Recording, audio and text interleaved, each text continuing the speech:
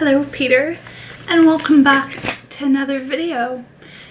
Obviously, if you can't tell by my comic and my awesome Christmas, despite the fact that Christmas is already over, Marvel sweater, I'm going to be giving a tad bit late review of Spider-Man No Way Home, even though I watched it opening night. But let's forget all about that because I don't know about everyone else, but this movie, No Way Home, is now my #1 favorite MCU movie, as well, honestly, probably my favorite Spider-Man movie. I might have to think a little bit more about that one, but at the moment, it got you in the feels, like, sad, excited, nostalgia.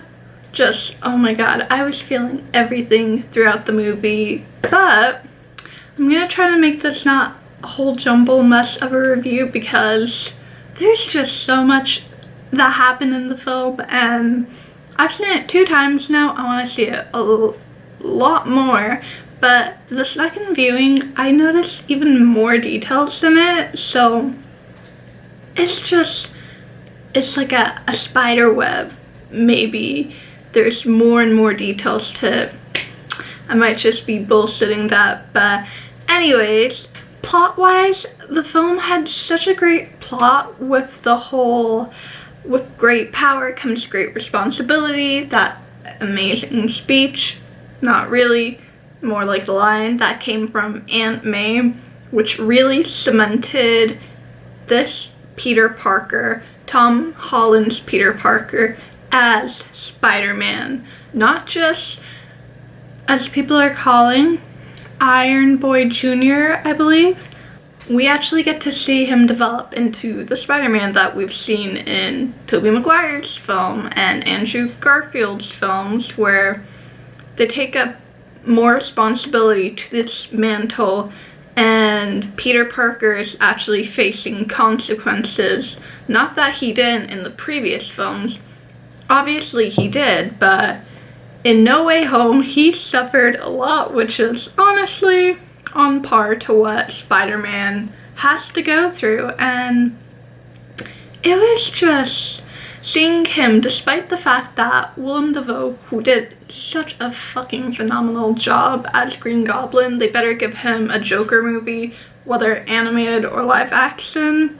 I found the plot really good because we get to see Peter Parker actually use this responsibility, and despite the fact that he almost killed Green Goblin, like he went full John Walker on him, he managed to do what Aunt May told him to do and be responsible with this power that he has been given.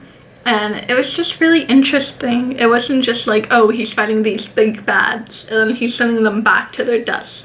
Like, no, he's gonna cure them, and hopefully when they come back to their universe, they're not dead, but like, what?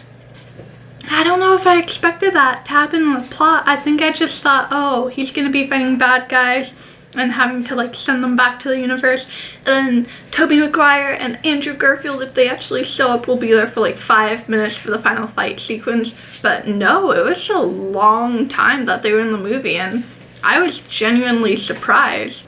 Speaking of Tobey Maguire and Andrew Garfield, oh my god, I felt like a little kid again. I felt like that little girl that was watching the Spider-Man movies on the big screen for the first time ever, and was just so excited and so in love with everything about it, and just having that nostalgia. I honestly teared up a bunch of times just because of the thought. I was like, wow, who would have thought? No one would have thought that for like Tobey Maguire, almost, maybe, I don't think it would be 2 decades, maybe 15 years, and Andrew Garfield, I think maybe 8 years or ever, that they'd be back in their Spider-Man suits, as well as in a multiverse. Like, excuse me, And now the first Spider-Man film by Sam Raimi, I think it's how you call his last name, pronounce it, it's canon. It's MCU now. That is the first Marvel film. So if you want to watch the MCU, all the movies, you gotta start with that film, chronological order. Anyways, the film did such an amazing job with like this nostalgia, and it's not as though they were just using this as, oh yeah, this movie is good because of this. Like, as I mentioned, the action, the fucking plot, the acting, Willem Dafoe alone carried that movie. I mean, all the other actors did as well, but he was fucking amazing, and all those fucking Easter eggs that they had.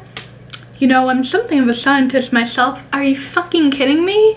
Like, I don't recall the word. It's like fan favor or something. Either way, John Watts literally catered to all three Spider-Man people, actors, fans, like, wants and desires. And just watching it in, like, a crowded theater with everything happening now in the world, and just hearing everyone cheer and clap and laugh and cry. It was just such an amazing experience, and it's something that you're not gonna get again. Because this is literally like, I don't want to say groundbreaking, but for like that type of film, it kind of is. Like, they managed to take 3 different types of Spider-Man characters and just bring them all together, and it's just, I really hope that they manage to bring the 3 actors again, because Tom Holland, Tobey Maguire, and Andrew Garfield did such a good job working with each other. I just loved all of their interactions, and it didn't hit me immediately, but my second viewing, I was like, oh shit, they're doing Peter 1, 2, and 3 in terms of the favorite, because apparently Andrew Garfield's was a lot of people's least favorite Spider-Man, which is a little bit surprising because for me, I thought he did a great job at Spider-Man. It was more, he just didn't come off as Peter Parker, whereas Tobey Maguire was more like Peter Parker, but his Spider-Man was But then Tom Holland manages to do a great job at both. It might be because he also just seems like more of a kid compared to the other 2 films. I might be reaching, but anyways, Sony, Disney, MCU, you guys better be giving us more of this content because it was amazing, and hopefully Andrew Garfield will also get a 3rd The Amazing Spider-Man movie, but who knows. I would love to point out all the little like jokes and Easter eggs throughout the film, but there are way too many good ones to do that. But I just want to say, when I saw Daredevil's cane show up, I clapped hard because I watched the show when it first came out and it was great. I watched all of the Netflix Marvel shows, and especially with Hawkeye and Kingpin also being there, it's like, thank you. You're actually doing something good. Thank you. Now just make Agents of S.H.I.E.L.D. canon, but I don't think that's possible because that show's timeline is a little confusing. One final thing I want to note though, the actors for the villains, they all did great. I know I was mainly focusing on Green Goblin because he was kind of the main villain because it's fucking Green Goblin. He's the OG film Spider-Man villain, so obviously he's gonna be like the big bad, but Doc Ock, he was great too. All of them were great. And Aunt May, oh, that was devastating. I will say, some fucking asshole on the internet, when I was watching a Twitch stream, commented that Aunt May dies, and that was a nice spoiler to see before I watched the movie, so don't be like those people. Don't spoil it. Anyways, thank you so much for watching this video. I hope you guys were able to comprehend my jumbled mess, because I have been trying to record this for a week, but I have just been way too busy, but really lazy. So yeah, thank you so much. If you liked it, give it a huge thumbs up, subscribe to the button below, comment down if this is your favorite MCU film and your favorite Spider-Man film, because it catered to everyone.